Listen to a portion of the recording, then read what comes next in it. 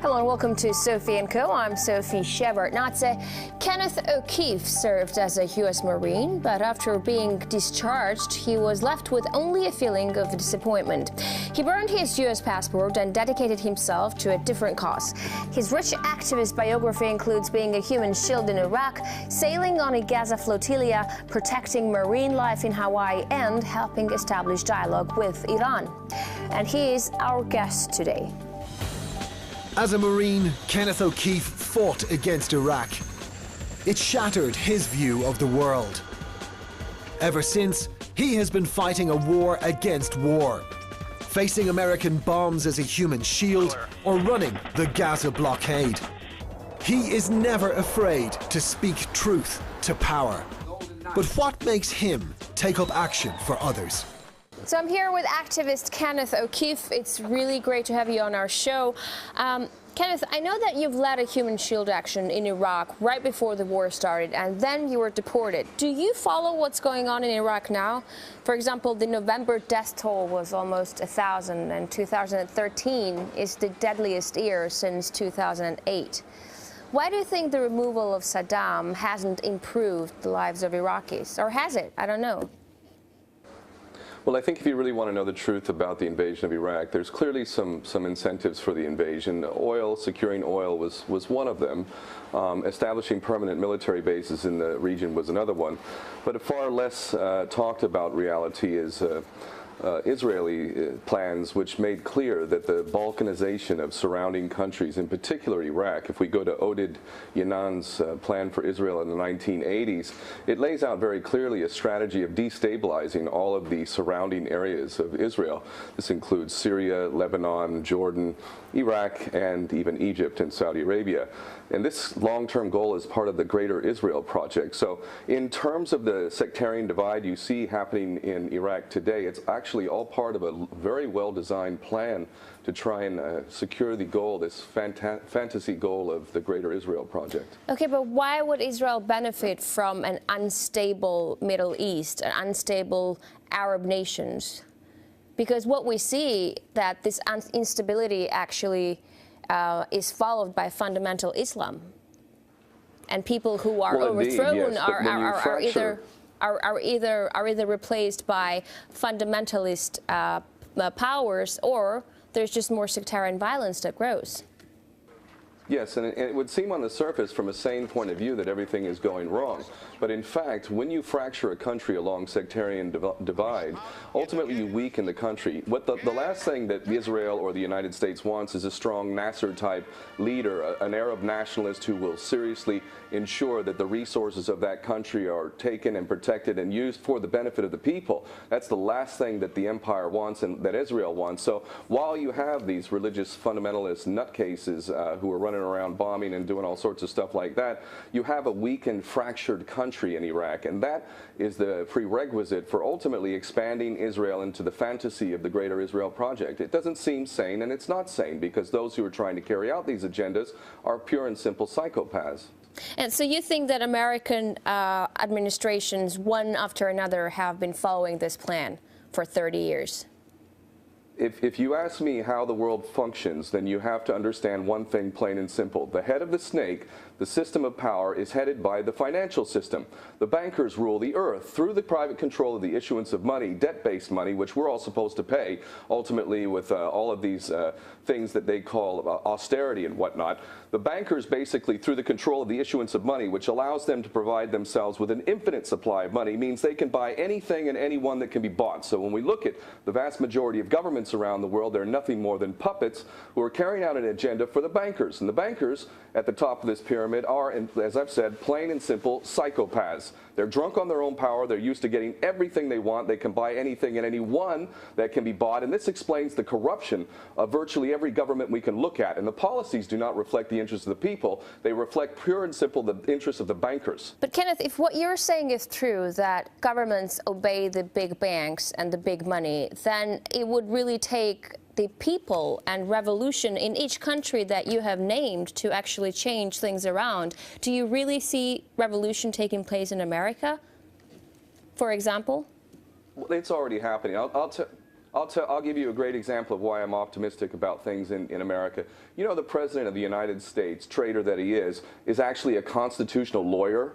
He's actually trained at the highest levels of university in constitutional law. Do you know how obscene it is that somebody who is trained in constitutional law giving himself the authority to execute anyone, anywhere, at any part of the planet with no jury, no trial, no conviction, no nothing? This man is a dictator who has assigned himself the right to execute anyone, including U.S. citizens. I am confident that at some point the American patriots, who seem to be in a bit of a coma and have been sleeping for a long time, are going to wake up soon and realize that while they took an oath to uphold the Constitution of the United States, the President of the United States also took that oath and has breached it so badly that he should be arrested and charged with treason right now. And ultimately, all of the sycophants in the U.S. Congress who passed things like the Patriot Act and the National Defense Authorization Act, again, completely contrary to the U.S. Constitution, which is supposed to be the supreme law of the land, these people need to be arrested. And a government needs to be put in place that actually honors the U.S. Constitution. And I honestly believe that's going to happen. One way or the other, it's going to happen. But you just started your answer by saying that the revolution is already happening, and then you went on by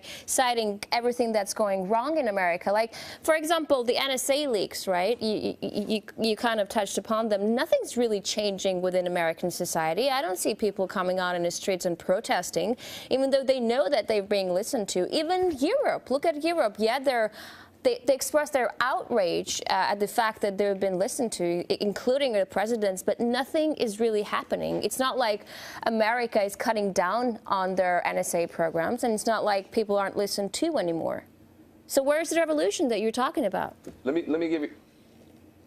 I'll tell you what. This is another thing that really excites me, Sophie, because while you're not seeing it, apparently, and many other people may not be seeing it, let me give you a perfect example where the revolution has already occurred. And the first step of that revolution is awareness. No one is more hopelessly enslaved than those who falsely believe they are free.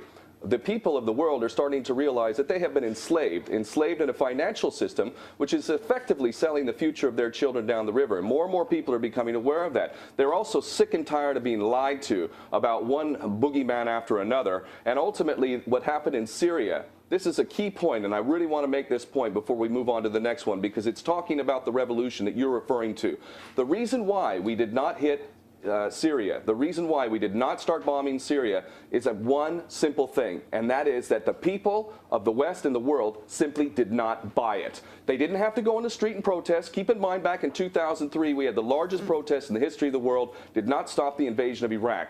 But I'm telling you, the invasion and the occupation and ultimately the bombardment of Syria has been planned long ago. It's a stepping stone towards Iran, which is the ultimate goal for these psychopaths, and they could not bombard Syria, and the reason why they couldn't even vote to secure that vote to favor that here in Britain is because the people overwhelmingly did not buy it. In the United States, the approval for bombardment of Syria was about 9%. That's why the U.S. Congress, which is a treasonous body of government, couldn't even go to a vote on it, because if they went to a vote on it and actually voted for another war, and this farcical war on terror, where the fantastic American servicemen took pictures of themselves saying, I did not join the U.S. military to fight with al-Qaeda in Syria, says it all. If they had made that move, there would have been an open revolution. The powers that be know that the people are primed and ready to take major steps to stop this. And again, American patriots are going to go into the Congress and the White House eventually and arrest these cowards and traitors. But it's under the surface right now. It's getting ready. It's getting ready. And to show the power of the people, ultimately, we did not go into Syria. This is because the people did not provide the one key element for the powers that be, and that is their consent. If they don't have our consent, they can't do a damn thing. So you actually bring me to my next point, which is Syria, and you're saying the allegations in the Western press that it wasn't Syria but Iran that was the actual goal, the final goal, is true. What happens now if Assad starts to look like he is finally achieving a decisive victory? How will the United States respond, you think? Well, again, keep in mind that the real problem that Assad faces is that while, yes, there are major human rights violations that happen in Syria and in every other Arab country and the United States and the Western world, ultimately there are human rights violations of obscene levels, especially in the United States. So they're in no position to talk about other leaders. Our leaders, the United States president, can execute anyone, anywhere, anytime, and does. So how can we talk about Bashar al-Assad seriously and say that this man is a problem compared to Barack Obama? But Kenneth, they will talk about it, and the world listens to American president. That's the difference. They will talk about it. They keep talking about it. That was the whole purpose of why they wanted to overthrow Assad, because there were supposedly human rights violations in Syria. Yeah, but we can talk about the point that I'm making is that the U.S. president has given himself the authority to execute anyone, anywhere, anytime, for any pretext, any bogus reason. Is that more of a problem to the world than Bashar al-Assad? Of course it is. It's much more of a problem that the President of the United States says he can execute anyone, anywhere, anytime. And yet we're sitting here talking about Bashar al-Assad, which, granted, this man has committed crimes in Syria. There's no question of that. But when we look at the U.S. President, when we look at Israel, when we look at the Britain, this alliance, this true axis of evil between these three countries, the amount of devastation that has occurred in Iraq and Afghanistan and other parts of the world, Yemen, Pakistan, is so devastating. I think it's beggars belief that we as people can be conned into thinking that Bashar al-Assad is the problem, or that Ahmadinejad was the problem. We are the problem. We in the West are the problem, especially the United States government. So it really is quite ridiculous that we get manipulated into saying, oh, we have to take care of this problem over there. The problem is in our own backyard, and we know this. We've got to take care of our dirty, filthy house of corruption. The United States Congress is nothing but a den of traitors, the most sycophantic, disgusting traitors you can imagine. And the White House has got a dictator. This is a problem. This is a major problem, much bigger problem than what's happening in Syria or Bashar al-Assad. And we'll be back after a short break to talk about should Iran be able to develop its nuclear program, and also why is it so bad having an American passport? Stay with us.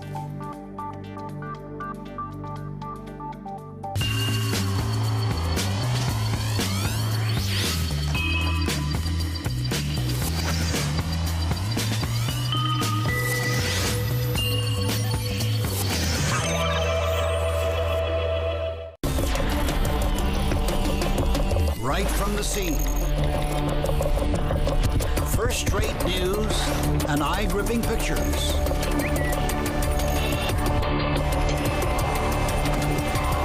On our reporters' Twitter and Instagram.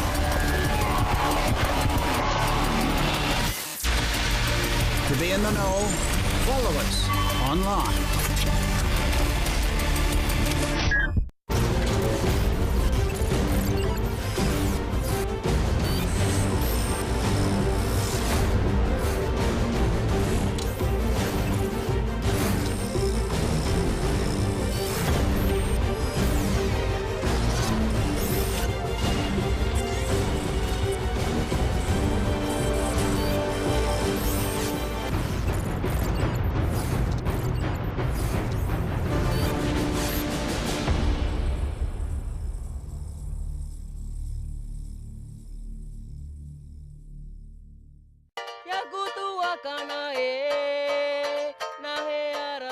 They look like bounty islands, where the locals can enjoy the sun and the ocean.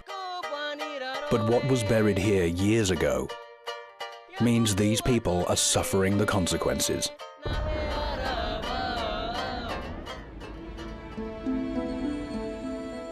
How much more poison lies under this ground?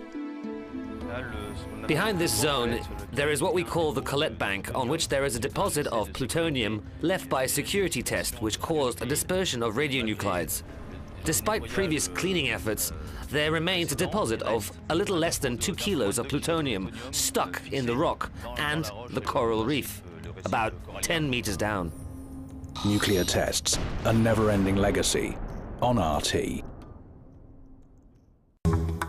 Do we speak your language? Want news, programs and documentaries in Spanish? What matters to you? Breaking news, alternative angles, hidden stories. Are you here? Then try RT Spanish. To find out more, visit actualidad.rt.com.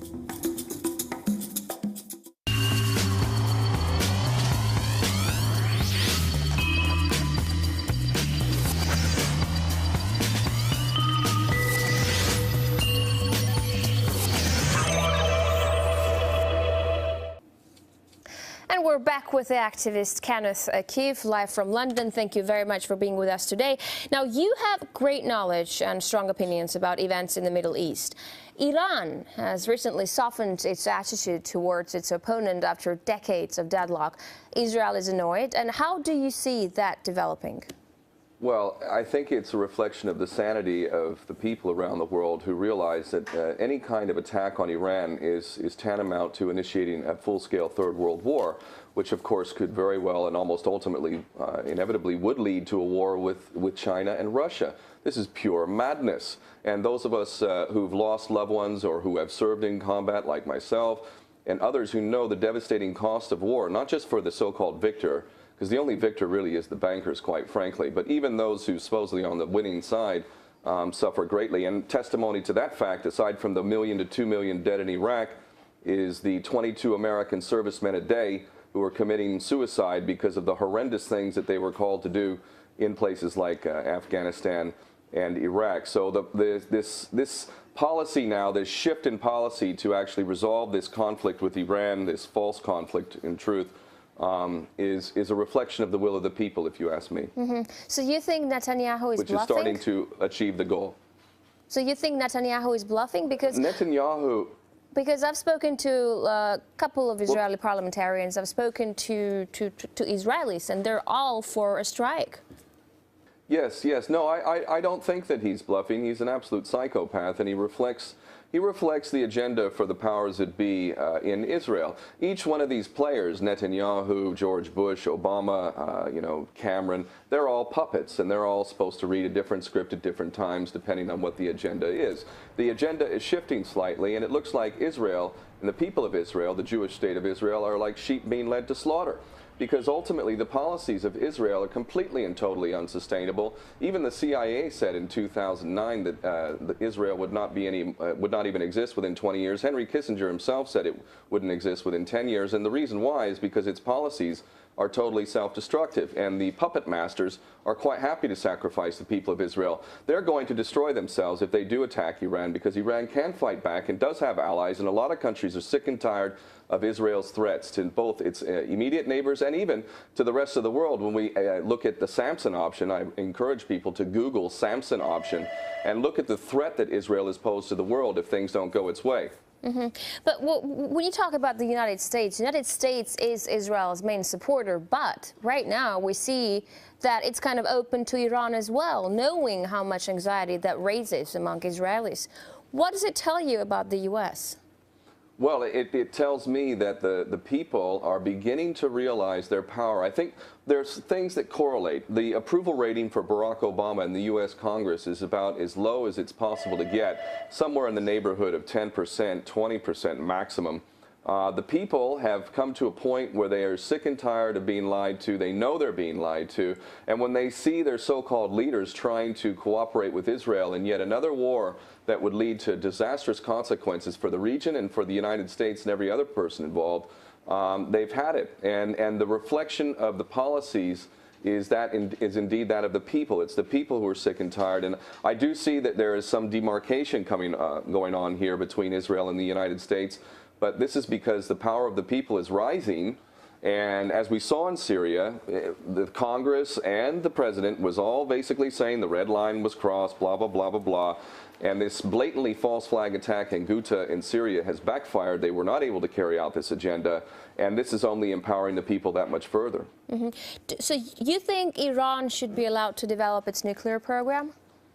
I think it's absolutely hypocritical and insane that we would sit here and fixate on Iran and its supposed nuclear weapons program, which I don't believe exists. But nonetheless, who could blame Iran if they were developing a nuclear weapon? If the United States and the West taught any lesson to the rest of the world with the invasion and occupation of Iraq, it was that Saddam Hussein was a fool for actually disarming, because by disarming, all he did was make it that much easier for the empire to come in and destroy the entire country. So the lesson we teach to the world is that the best way to defend yourself is to get yourself a nuclear weapon. And of course, the biggest culprit of using nuclear weapons and producing nuclear weapons and weapons of mass destruction is my birth nation of the United States. And I find it absolutely insane that we sit here and talk about Iran's supposed nuclear weapons program when we know the United States is producing every kind of weapon under the sun, is spending more than every other military on the planet combined, and is involved in more war and more death and more suffering than every other nation combined, and yet it's sitting there on a pedestal talking about other nations developing weapons of mass destruction. It is insane that we even allow them to do this. The first nation that needs to disarm without question is the United States, and the first nation to be charged with war crimes and crimes against humanity is my birth nation of the United States. Once we start seeing actions like this, then we'll know that people in positions of power are serious, because ultimately the rest of the world is sick and tired of the impunity and the continuous threats of a third world war. So we've reached a point now where human beings around the planet are realizing we can't do this. We can't have a third world war. This is not a game. Okay, but you haven't answered my question. Do you think Iran should be able to develop its nuclear program? I think that every nation should disarm right now. Every nation that has a weapons program should be inspected by a legitimate international body, and those nations with the highest amount of weapons of mass destruction, nuclear weapons, are the first ones to start disarming. And when those nations start disarming, then I would say that the rest of the world will also have to show that it's disarming as well. But while the United States is able to maintain the largest military might in the history of this world and continues to use those weapons against all of the countries, I only see it as a pure hypocrisy that the West would say that other countries can't have such things. I don't want any weapons in this world, but it's not right for us in the West, and in particular the United States, to say that we can have all these weapons and the rest of the world will bomb you to the Stone Age if you even try to think to defend yourself. It's beyond hypocrisy. It's ridiculous. The U.S. needs to disarm first, and the world needs to insist on that. Now, I've read in your blog that you said this world needs one thing above all others, and that's sanity. But doesn't sanity depend on what side of the argument you're on? No, I think we were all sane when we were children, and unfortunately what passes as education is actually indoctrination, and through indoctrination we've turned into really largely a bunch of dupes who've enslaved ourselves without even knowing it. But when you regain the capacity to think for yourself, to actually become human, it becomes very clear. For instance, if we look at these politicians who historically lied to us over and over and over again, and we realize that the war-making industries are absolutely inherently interested in perpetuating war, and if we look at the people in positions of power and we see how they continuously reap major bonuses with the banks, they get bailouts to the tune of trillions, and yet we're being told that we're not working hard enough, that we're in debt, all of these things combined lead us to a point where we reach a certain level of sanity and realize, you know what, this entire system does not represent me, and in fact, every person on this planet, every single person on this planet is fighting the same enemy. And that enemy uses the financial system to enslave all of us. It doesn't take a genius to figure this out. In fact, more and more people are figuring this out. And a point of sanity brings us to a point where we realize, enough. This is a game that cannot be played. We're risking our own collective suicide here. And as a sane person, I will not contribute in any way towards this never-ending policy of war, which is leading us to the brink of destruction. And this is not about being intelligent. This is about being sane first and foremost. The average person can understand this very easily. Now, I know that you have renounced U.S. citizenship more than twice, 3 times, I think, right? So having a U.S. passport is a dream for so many people. What's so wrong with it? I mean, you don't have to agree with U.S. policies, but is America all that bad?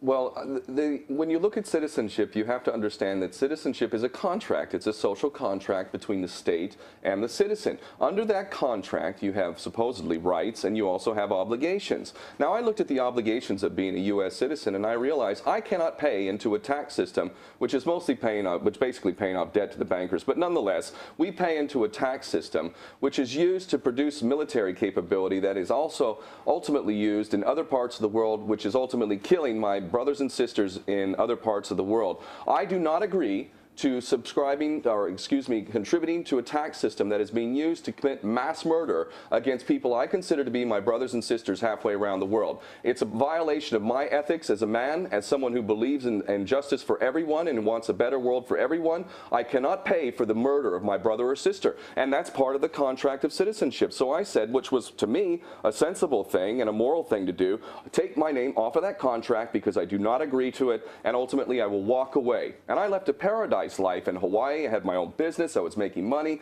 lived on the beach, did something I loved. You know, I had a beautiful, beautiful life, and I walked from that because I absolutely 100% disagree with the actions of my birth nation and find them so criminal that I need my name to be taken off that list. I will enter into a contract again with the United States if indeed it carries itself with honor and will respect the U.S. Constitution. If the U.S. Constitution is indeed made the supreme law of the United States, then I will happily come back to my nation and adhere to the contract. So why did it take so many times to renounce the citizenship to actually terminate it? What were the Americans holding on to you for some special reason? Shouldn't it be just easy to renounce, to say I don't want to be a citizen anymore and period?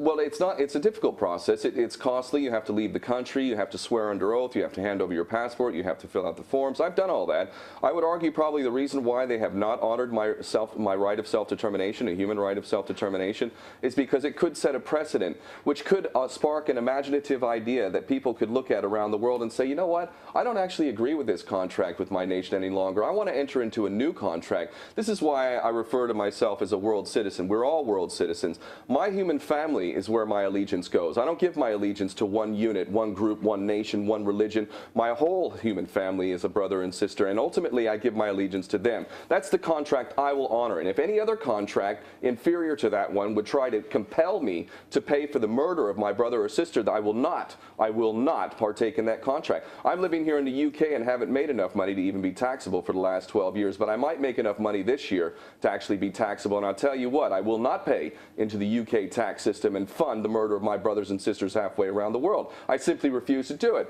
And I would argue that other people should look at a contract like that. And maybe if we all decide to enter into a new contract like that, we can end war for good.